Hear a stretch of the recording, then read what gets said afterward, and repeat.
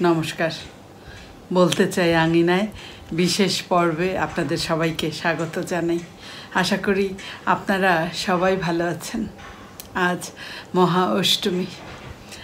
পুরাণ মতে মহা অষ্টমীর এই তিথিতে দেবী দুর্গা মহিষাসুরকে বধ করার জন্য চূড়ান্ত রূপ ধারণ করেন। দেবতাদের সম্মিলিত তেজ থেকে সৃষ্ট দেবী এই দিনেই তার ভয়ঙ্কর চামুণ্ডা রূপে আবির্ভূত হন এবং চণ্ড ও মুণ্ড নামক অসুরদ্বয়কে বধ করেন। মূলত এই দিনটাকে, এই বিজয়টাকে মনে করা হয় অশুভ শক্তির উপরে শুভ শক্তির জয়, শুভ শক্তির প্রতিষ্ঠা হিসেবে। মহা অষ্টমীর এই দিনে আচরিত আরও কিছু অনুষ্ঠানের সম্পর্কে আমরা আজকে জানব, বিশেষ কয়েকটি অনুষ্ঠান সম্পর্কে। প্রথমত অস্ত্র পূজা। এই যে দেবী দুর্গার 10 হাতে যে অস্ত্রগুলো থাকে, সেই অস্ত্রগুলোর এই দিনে পূজা করা হয়। কারণ দেবী দুর্গা এই অস্ত্রগুলো দিয়েই মূলত এই অশুভ শক্তির বিনাশ করেছিলেন এবং এই অস্ত্র পূজার মধ্য দিয়ে মূলত শক্তির আরাধনা করা হয়। তাই মহা অষ্টমীকে বলা হয় এটা বীর অষ্টমী। মহা অষ্টমীর আরেক নাম বীর অষ্টমী। তারপর সন্ধি পূজা।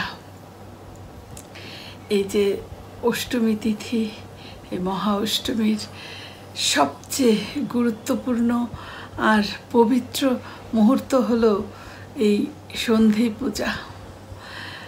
অষ্টমীর তিথির শেষ 24 মিনিট এবং নবমী তিথির শুরুর 24 মিনিট, মোট এই 48 মিনিটের সময়কালেই হয় সন্ধি পূজা।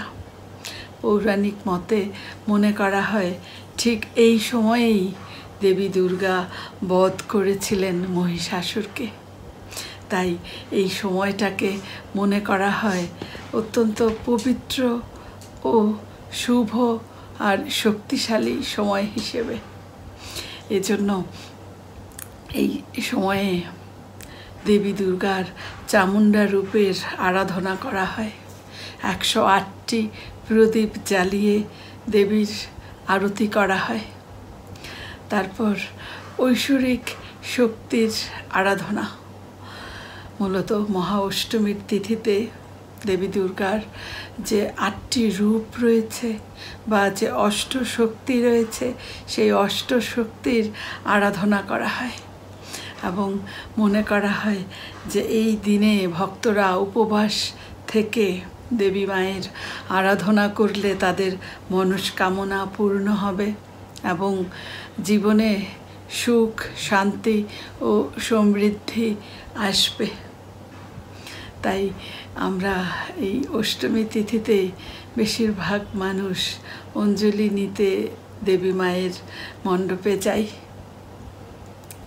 তারপর এই দুর্গাপূজায় এই অষ্টমী তিথিতে পালিত আরেকটি বিশেষ অনুষ্ঠান হলো কুমারী পূজা।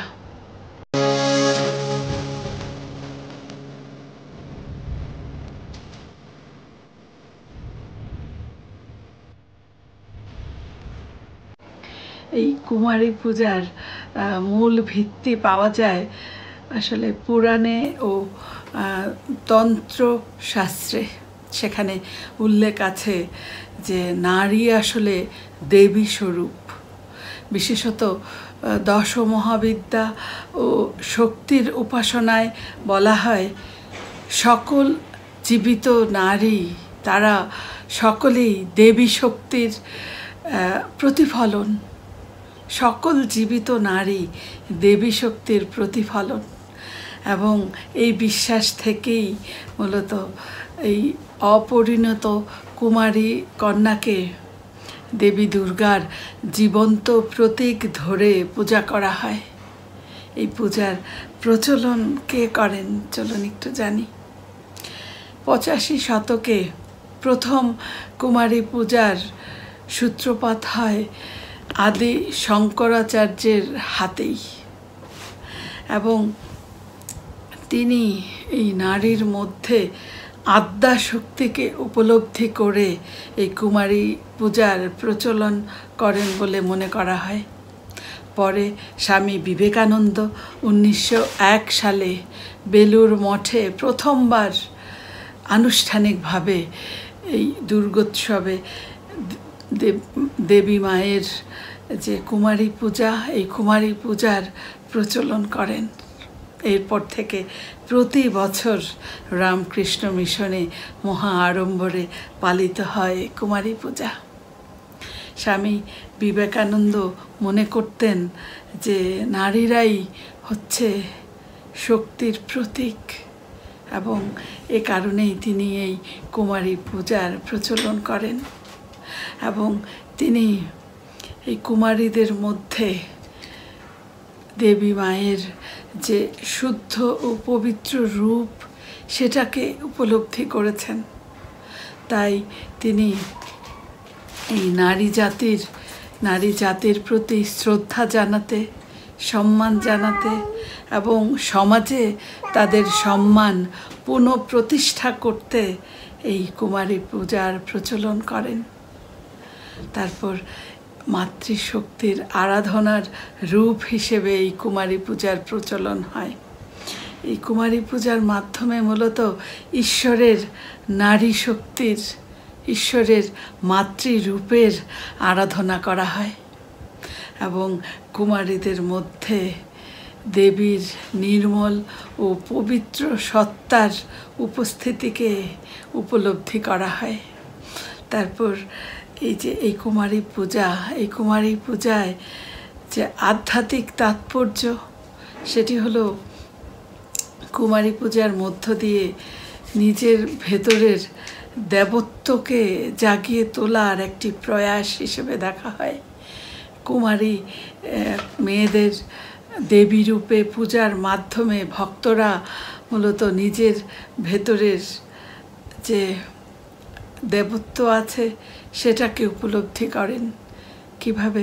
সেটা হলো যে ভক্তরা এই যে মেয়েদের দেবী রূপে পূজা করছেন, কুমারী মেয়েদের, সেটার মধ্যে তারা অনুভব করেন যে প্রত্যেকটা নারীর মধ্যেই মূলত দেবীত্ব লুকিয়ে আছে, এবং এই দেবীত্ব লুকিয়ে আছে মূলত এই কুমারীদের দেবী রূপে পূজা করার মাধ্যমে মূলত নারীদের প্রতি সম্মান দেখানো হয়। সাধারণত 1 থেকে 16 বছরের বয়সী যে কন্যারা, তাদের মধ্যে নির্দিষ্ট বয়স ভেদে তাদের আলাদা দেবী রূপে ধরা হয়। 1 বছরকে মনে করা হয় সন্ধ্যা, 2 বছর এটা হলো সারাসতী, 3 বছর ত্রিদেবী, 10 বছর কুমারী, এবং 16 বছরকে বলা হয় অম্বিকা। প্রত্যেকটা নামের রয়েছে আলাদা আলাদা মাহাত্ম্য। তাই কুমারী পূজা হলো নারীর মধ্যে দেবী শক্তির উপলব্ধি ও সম্মানের প্রতীক।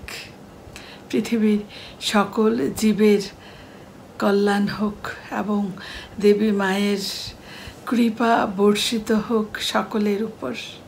সবাইকে মহা অষ্টমীর শুভেচ্ছা। আবার দেখা হবে মহানবমীতে। আপনারা সবাই সেই পর্যন্ত সুস্থ থাকুন এবং দেবী মায়ের কৃপা লাভে সমর্থ হন, এই প্রার্থনা জানিয়ে আজকের মতো এখানেই শেষ করছি। শুভরাত্রি।